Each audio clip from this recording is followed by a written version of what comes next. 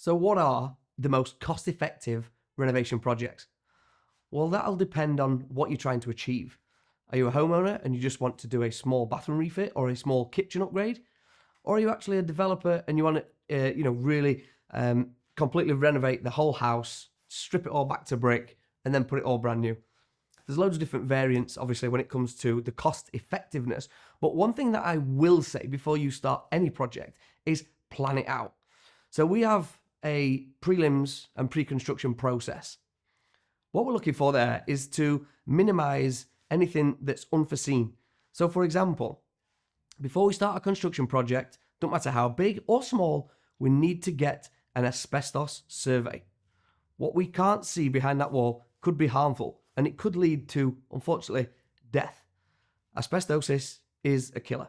So one thing that we are looking for there is mitigate that, any potential hazardous materials, by getting correct surveys done before we start. So during the prelim stages and during the pre-construction, we're going to get all of our surveys done, right? And this basically gathers all the information that we would potentially need for that project and try and mitigate down as much as possible.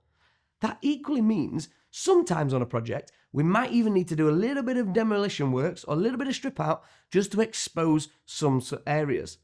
So what do I mean by that? Let's say we've got a suspended ceiling in there and we don't know what's above it, but we're trying to calculate how much waste needs to come out of a project.